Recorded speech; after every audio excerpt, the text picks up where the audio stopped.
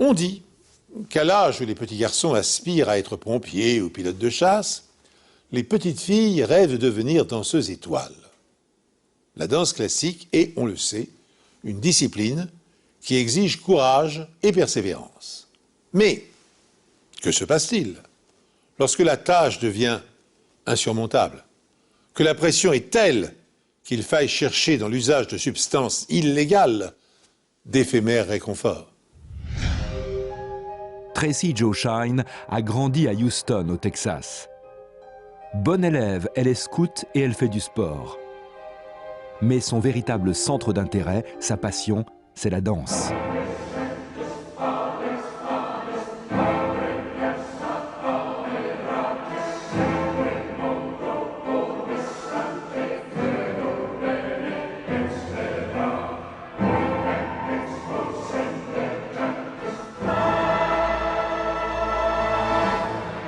À l'âge de 13 ans, elle réussit une audition pour entrer au célèbre lycée des arts de la scène de Houston.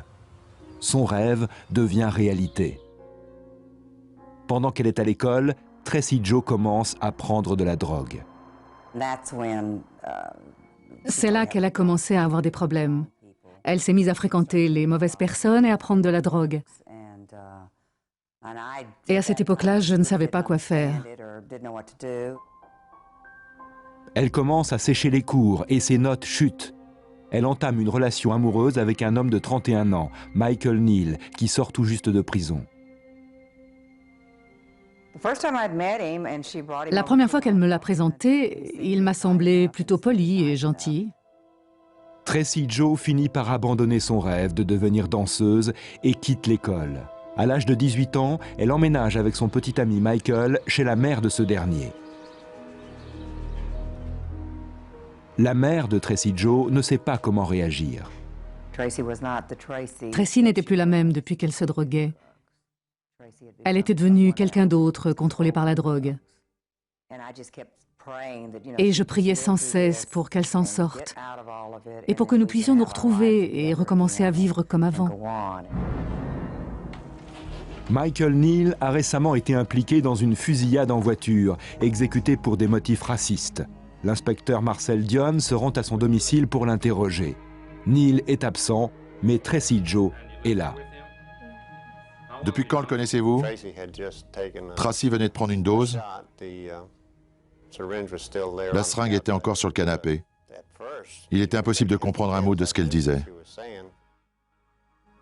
Il l'arrête alors pour usage de drogue. Elle avait déjà été arrêtée 2 fois pour son problème de drogue. Elle a dit qu'elle avait essayé d'arrêter. J'ai essayé d'inscrire Tracy à un programme de désintoxication.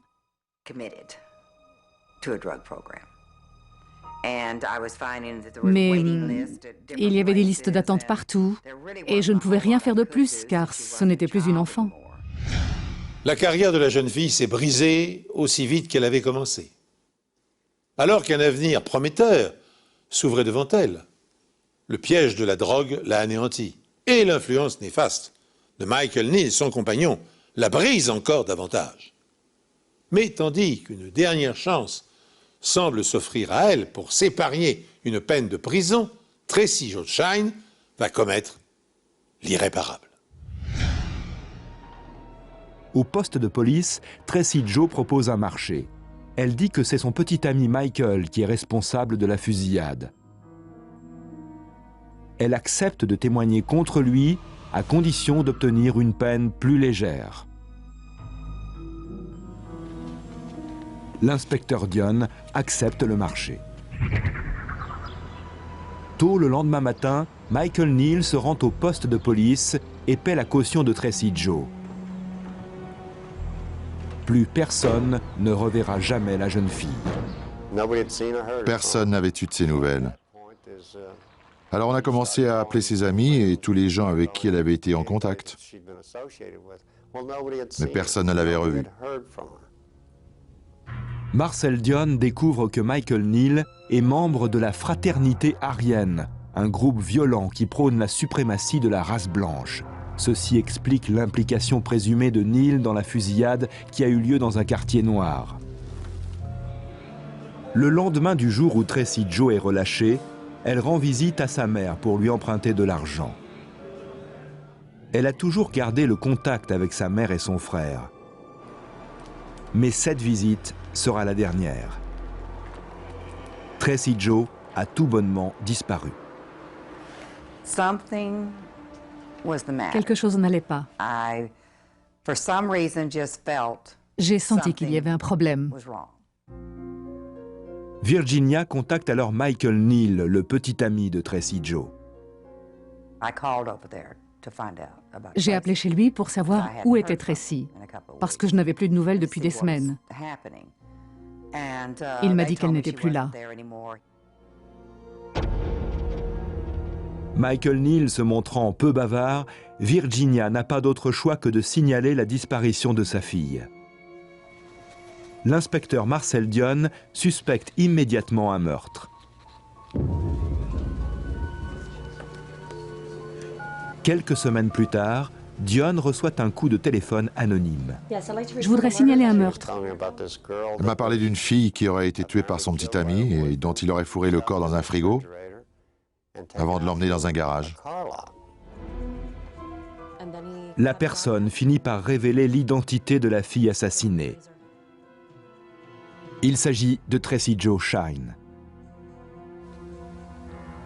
Elle révèle également que le réfrigérateur utilisé pour stocker le corps de Tracy Jo se trouve toujours dans le garage dont Michael Neal et son frère Robert sont les propriétaires.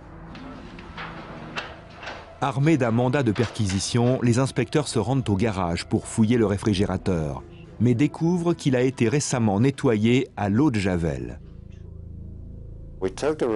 Nous avons démonté le réfrigérateur. Nous avons trouvé un échantillon de tissu humain dans le congélateur et des follicules capillaires. Les médecins légistes essaient de faire une analyse allélique au niveau de l'ADN des tissus, mais sans y parvenir. Les cheveux sont comparés visuellement à des cheveux prélevés sur la brosse de Tracy Jo, mais les résultats sont peu concluants. Sans aucune autre piste, l'inspecteur Dionne passe Houston au peigne fin durant des mois, cherchant partout où il pense qu'un corps pourrait avoir été enterré. Je me suis démené. Tout le monde croyait que j'étais fou, parce que j'ai retourné presque tout le comté de Harris. J'ai fait drainer des étangs, on a utilisé des chevaux et des véhicules tout-terrain. On m'a surnommé le fouineur, parce que dès que je recevais un appel, je partais creuser quelque part. Mais les pistes ne mènent nulle part. Je savais qu'elle était là, quelque part. Je ne voulais pas laisser tomber. Dionne interroge également la mère de Michael Neal, Barbara, dans sa boutique de dépôt-vente. Il y remarque un détail suspect. Dans la vitrine sont exposés des bijoux de femmes qui se trouvent être identiques à ceux que possédait Tracy Jo Shine.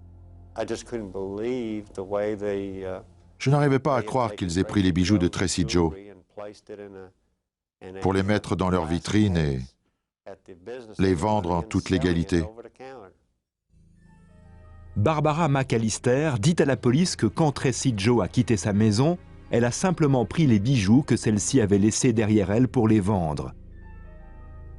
Bien que ce soit d'un goût douteux, cela ne prouve pas qu'il y ait eu meurtre. Mais sans aucune autre piste, l'enquête piétine. Dionne n'a pas le choix et doit s'occuper d'autres affaires. J'ai ordonné que toutes les preuves ainsi que le réfrigérateur soient entreposés dans notre entrepôt.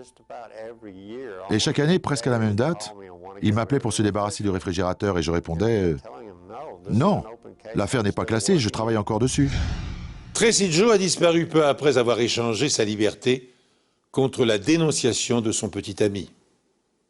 Ensuite, des éléments inquiétants laissent penser que la jeune fille a été assassinée. Un témoin anonyme signale à la police que son corps a été placé dans un réfrigérateur entreposé dans le garage de Michael Neal. Puis ses bijoux sont retrouvés. Ils étaient mis en vente dans la boutique de la mère du suspect. Néanmoins, en l'absence de cadavre, ces indices sont insuffisants pour permettre à un procureur de prouver que le compagnon de Tracy Jo est l'auteur du crime.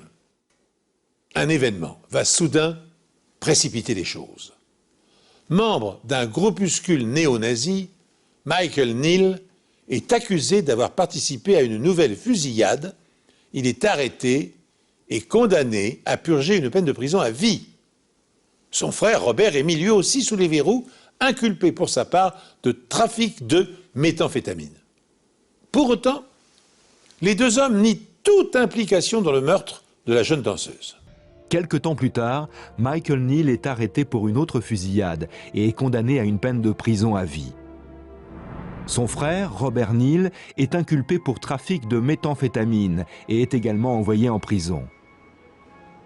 Malgré leur condamnation, les frères Neal déclarent toujours ne rien savoir au sujet de la disparition de Tracy Joe. Pendant environ 10 ans, il n'y a aucune nouvelle de Tracy Joe. La police ne trouve aucune preuve solide qui puisse expliquer ce qui lui est arrivé. Pendant toutes ces années, on ne relève aucune activité sur son compte bancaire, aucune demande de permis de conduire, ni aucun emploi nulle part. Le néant. Puis, en 1999, le bureau du shérif du comté de Harris crée un département des affaires classées, dirigé par les inspecteurs Roger Wedgeworth et Harry Ficaris. Le dossier Tracy Joe Shine est l'un des premiers à atterrir sur leur bureau. Tracy est comme beaucoup de jeunes filles. Quand on regarde son éducation, on voit qu'elle a été scout, que sa mère l'aimait beaucoup. C'était une enfant normale qui est allée à l'école, au bal, etc. Et puis elle s'est droguée. Et bien sûr, l'une des plus grosses erreurs de sa vie, c'est d'avoir rencontré notre suspect dans cette affaire, Michael Neal. Il décide tout d'abord de refaire des tests sur l'échantillon de tissu trouvé dans le réfrigérateur de Michael Neal. Ils effectuent une analyse de l'ADN par amplification génique, une nouvelle méthode plus sophistiquée. Mais après plus de 12 ans, l'échantillon est en trop mauvais état. Puis, un nouveau contretemps se produit. Ils ne parviennent pas à retrouver le cheveu qui avait été prélevé avec l'échantillon de tissu. Ficaris et Wedgeworth sont stupéfaits d'apprendre que le réfrigérateur se trouve toujours dans l'entrepôt du bureau du shérif. Malgré la faible probabilité de réussite, les enquêteurs décident de jeter à nouveau un œil au réfrigérateur. Nous l'avons ouvert. Il avait l'air plutôt propre, mais nous savions qu'il avait été couché par terre. Donc, d'éventuels fluides corporels ou n'importe quelle autre preuve auraient pu passer dans le câblage électrique qui se trouve à l'arrière. Les légistes examinent chaque centimètre carré du réfrigérateur, sans oublier cette fois les câbles électriques, à la recherche de matière organique qui pourrait s'y trouver. Il y a tellement de coins et de recoins dans un frigo ou dans ce genre d'appareil que des fluides corporels peuvent s'infiltrer partout. C'est certainement impossible de le nettoyer en entier. Les prélèvements sont envoyés au laboratoire médico-légal. Je ne pensais pas que nous trouverions quoi que ce soit d'important dans ce réfrigérateur, tout simplement parce qu'il avait été stocké pendant très longtemps dans un environnement peu idéal pour préserver des preuves. En examinant de plus près les prélèvements, Watson découvre ce qui semble être un morceau de peau humaine. Watson procède à une analyse de l'ADN par amplification génique de l'échantillon de peau. L'analyse par amplification génique prend des traces minuscules d'ADN, puis les amplifie ou en fait assez de copies pour qu'on puisse les analyser. L'analyse, longue et difficile, se solde malheureusement par un échec. Après des mois de frustration, Watson entend parler d'une nouvelle technique expérimentée par le laboratoire du FBI, une analyse utilisant l'ADN mitochondrial. Les tests ADN traditionnels utilisent l'ADN du noyau de la cellule. L'ADN mitochondrial est prélevé dans les mitochondries qui se trouvent à l'extérieur du noyau de la cellule. Ce n'est pas aussi précis que les analyses ADN traditionnelles, mais dans certains cas, c'est tout ce dont les légistes disposent. Et cette fois, c'est une réussite. L'étape suivante consiste à trouver un échantillon attesté de l'ADN de Tracy Joe Shine pour faire la comparaison. Watson prend des lettres écrites par Tracy Joe il y a 10 ans, pour voir si l'on peut identifier son ADN dans la salive, sur le rabat des enveloppes. Mais l'ADN dans la salive est en trop mauvais état. L'ADN mitochondrial se transmet de génération en génération par les femmes, ce qui signifie que le profil ADN mitochondrial de Tracy Jo est le même que celui de sa mère. Même si nous n'avions pas d'échantillon de Tracy Jo à comparer avec celui trouvé dans le réfrigérateur, nous avions la possibilité d'obtenir le profil ADN mitochondrial de sa mère. L'ADN mitochondrial trouvé dans le réfrigérateur est comparé à celui de Virginia Shine. Ils correspondent. Les tissus organiques ont alors toutes les chances d'appartenir à sa fille. En faisant cette découverte, les enquêteurs font un pas de géant. Si des traces d'ADN de Tracy Jo se trouvent dans le réfrigérateur, cela prouve que le témoin anonyme disait vrai. La jeune fille a été assassinée et son corps a été entreposé 10 ans plus tôt dans le garage de Michael Neal. Si l'ADN de Tracy Jo avait été découvert sur la poignée du réfrigérateur, cela n'aurait rien eu de suspect. Mais trouver de la peau dans les câbles à l'arrière, ça, c'est différent. C'était formidable.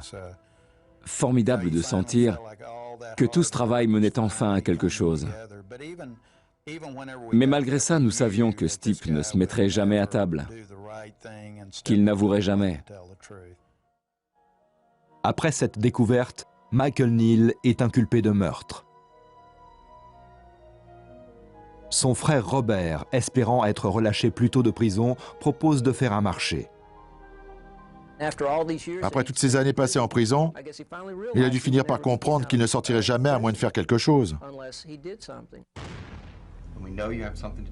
On s'est assis et on a réfléchi à un marché. Il nous a donné son témoignage qui, je pense, était honnête et nous a dit ce qu'il savait sur l'affaire. Robert dit à la police que son frère Michael avait peur que Tracy Jo ne témoigne contre lui dans l'histoire de la fusillade, en échange d'une peine plus légère. Alors, Michael est allé payer la caution de Tracy Jo afin d'éliminer un témoin potentiel. Le plus important, c'est que Robert nous a montré comment Michael Neal avait tué Tracy Jo. Il a fait ce geste d'étouffement. Nous avons donc compris qu'il l'avait étranglé. Robert dit que Michael a tué Tracy Jo dans sa chambre et l'a laissé là pendant 3 jours.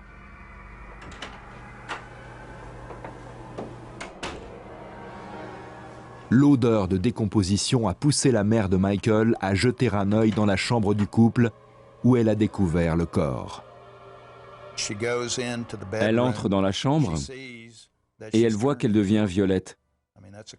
C'est signe qu'il y a quelque chose d'anormal.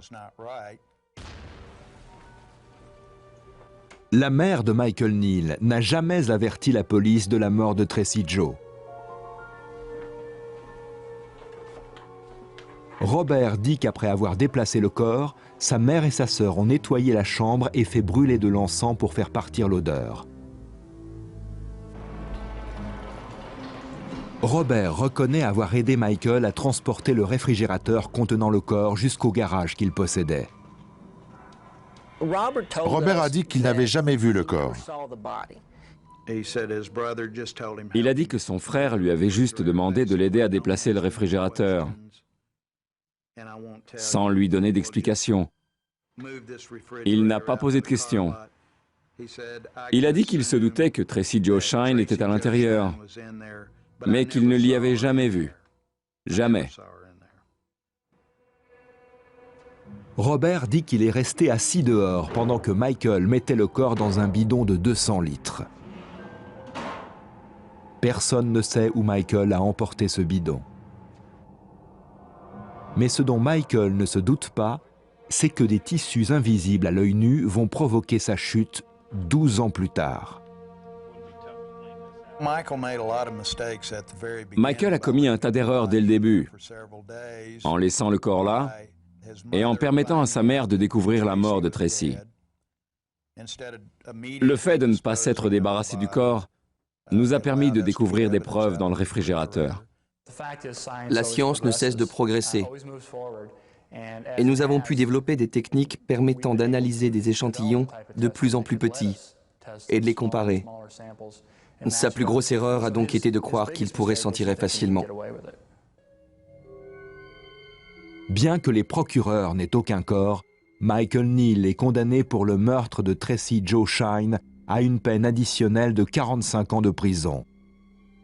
Il ne pourra demander la liberté conditionnelle qu'en 2017, quand il aura 60 ans. Michael Neal peut vous regarder droit dans les yeux et je n'ai aucun doute sur le fait qu'il pourrait vous poignarder, vous tirer dessus, tout ce qu'il est humainement possible de faire, sans que son visage ne change d'expression. Son frère Robert purge toujours sa peine pour trafic de méthamphétamine. La mère de Michael, Barbara, nie avoir eu connaissance du meurtre et dit qu'elle croyait que Tracy était morte d'une overdose. Ni Barbara ni sa fille Ginny ne seront poursuivis pour leur implication présumée dans la dissimulation des preuves et dans l'atteinte à l'intégrité du corps, car il y a maintenant prescription. Virginia Shine ne cessera jamais de chercher l'endroit où sa fille est enterrée, bien que Michael Neal refuse obstinément de le dire. Ce qui est triste, c'est qu'il essaie de garder le contrôle en ne nous disant pas où elle est et en m'empêchant de trouver la paix. Pourtant, ça ne fera aucune différence pour lui de me l'avouer, de nous dire la vérité.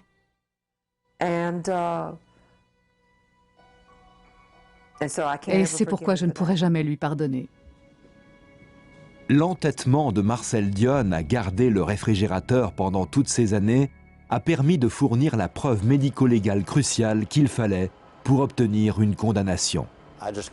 Je n'arrivais pas à le croire. On m'enlevait un énorme poids. Je n'ai jamais été aussi heureux de ma vie. Je pense que nous avons vraiment fourni des efforts incroyables pour analyser ces échantillons. Sur une échelle de 1 à 10, je dirais que ça correspondait à 8 ou 9.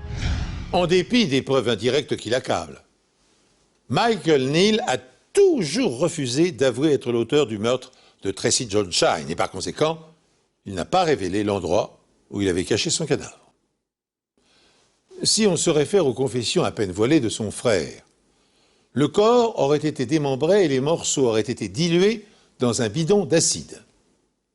Neal a-t-il profité du fait que Tracy Jo n'ait pas bénéficié d'un programme de protection de témoins après qu'elle l'ait dénoncé? Ou a-t-il cru, comme le pensent certains, que la jeune femme était une informatrice de la police? Quoi qu'il en soit, cette affaire n'a pu être résolue que grâce à l'acharnement de 2 policiers bien décidés à aller jusqu'au bout de leur enquête, quitte à démonter et à analyser de vieux câbles électriques. Et puis bien sûr au progrès de la biologie moléculaire appliquée à la traque des criminels.